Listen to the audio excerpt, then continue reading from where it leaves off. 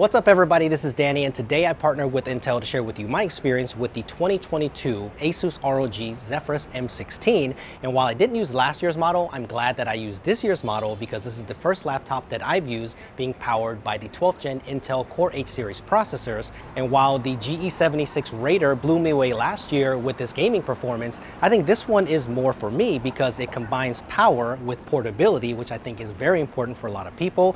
So spend the day with me while I talk about my 2-week experience with this thing, and this is going to be a fun one. So let's go ahead and get started.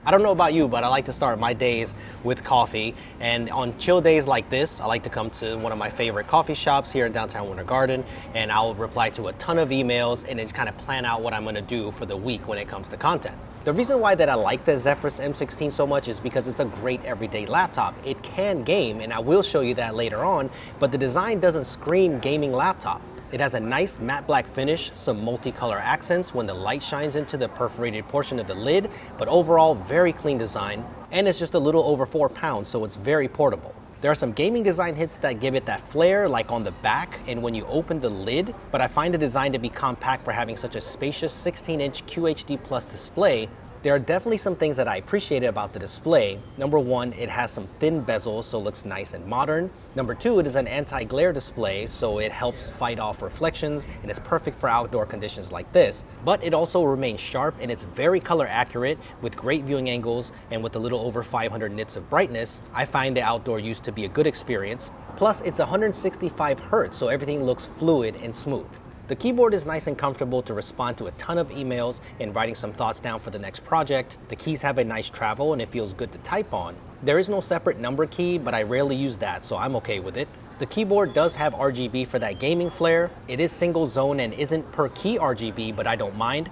You do have control over the pattern and you can customize it easily in the Asus software, and the trackpad is nice and spacious and it's nice and responsive, so for everyday computing, I'm digging it. I was really hyped to start using this laptop because this is the first laptop that I've used that's being powered by the 12th gen Intel Core i9-12900H processor, and I appreciate how this adapts to my usage, and the hybrid architecture is perfect for laptops like this. This laptop has a 14-core CPU, which is insane, but it's split into 6 performance cores and 8 efficient cores, and it's exactly what you think. The 6 performance cores are physically bigger cores to give you that raw power when you need it, like when you're editing 4K video and rendering projects. It's especially optimized for single-threaded performance and AI with hyper-threading, which is fantastic for content creators. And Intel QuickSync does make a difference with rendering time, so if you know, you know. But when you're doing productivity work like I'm doing now, the smaller E-cores are optimized for multi-core performance and draws less energy, so it'll help me squeeze out the best battery life that I can out of this 90 watt-hour battery. I can multitask like crazy and I don't have to worry about slowdown. We'll talk more about performance in just a minute. Let me finish up this admin work so I can go shoot some video for a project that I'm working on.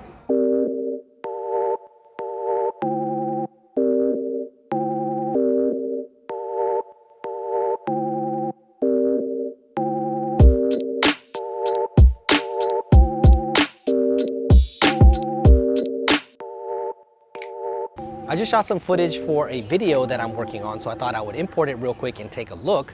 And not everyone's gonna think like I do, but I absolutely love Windows Hello. It's the fastest way to securely get into your laptop. You just open the lid, scans your face, you're in within seconds. I wish this was on every laptop. This is awesome. There is a 720p webcam, and it isn't the best I've seen, but I'm glad it's there because it will definitely do for a quick Zoom, Google Meet, or Skype call. There are a good amount of ports on this laptop. On the left side, you'll see some large ventilation, the barrel port for power, HDMI 2.0, Ethernet, a USB 3.2 Type A, and 2 USB-C 3.2 ports, one with DisplayPort and one with Thunderbolt 4, which is a major win.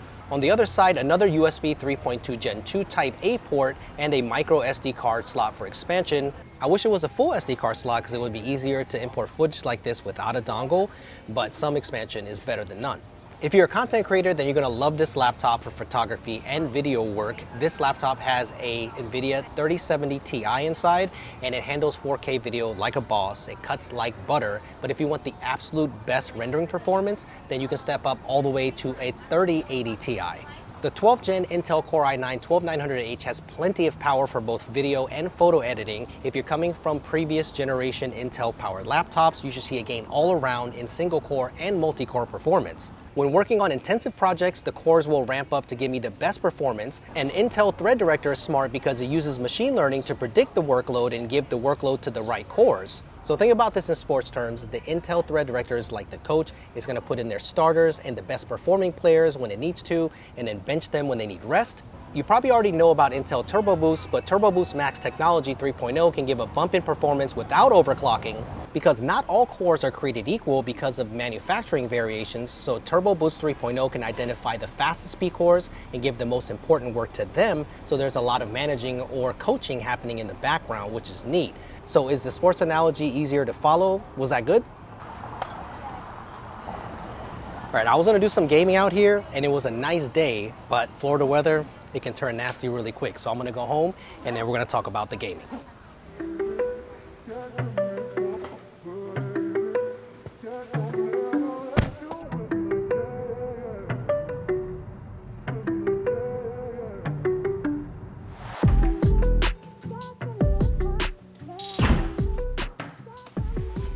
Okay, so now that we know that the Zephyrus M16 is good for everyday computing and content creation, I think what rounds out the entire package is the gaming. So for its size and form factor, I like the performance that I'm seeing. So let's talk about it. By the way, I just upgraded to Wi-Fi 6E in the house, and even though I don't have multi-gig service available, the Intel Wi-Fi 6E built into this laptop is super fast. The low latency paired with these high speeds make it easy for me to game anywhere in the house.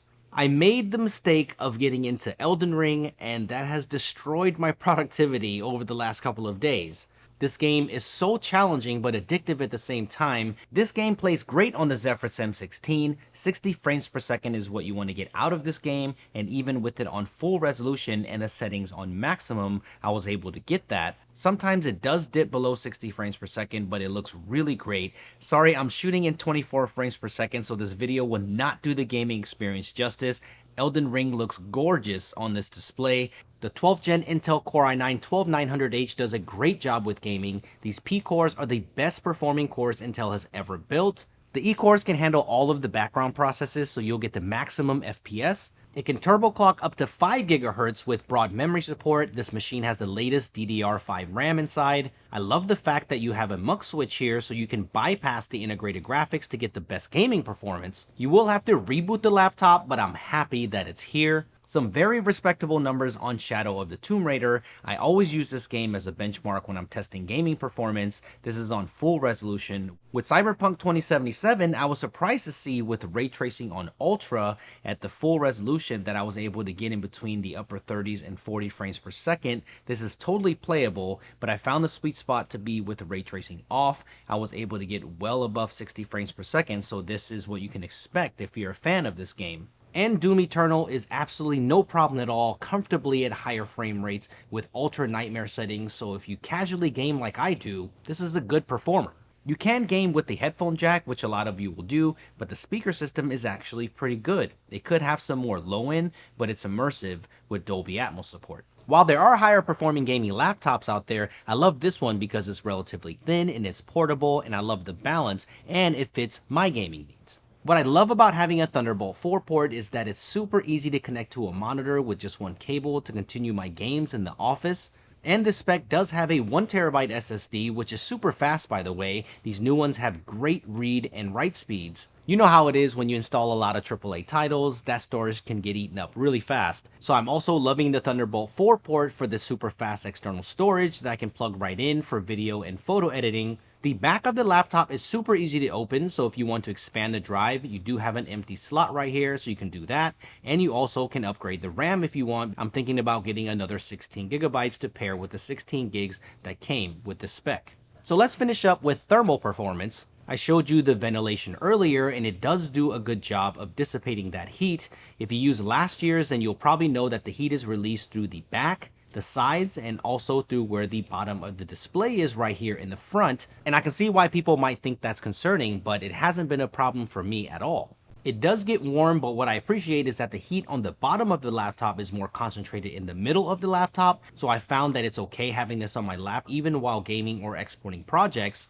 The only thing that you will notice is that the fans get pretty loud, especially on the turbo setting, as you can see, but it's really easy to switch between the fan profiles and you can choose a quieter fan setting for sure. So I found the performance fan setting to be the best balance between performance and fan noise. So what do you think of the Asus ROG Zephyrus M16 update for 2022? Is this what you've been looking for? I've been enjoying my time with it so far, and the 12th gen Intel Core H series processor does a great job of balancing the entire experience. This laptop is relatively thin and portable. It has a great design with a bright and accurate display, a nice keyboard, plenty of ports, a 90 watt-hour battery that averaged out to 5 to 6 hours of daily battery life for me, and it has all the performance that you need for content creation and gaming, so I highly recommend it.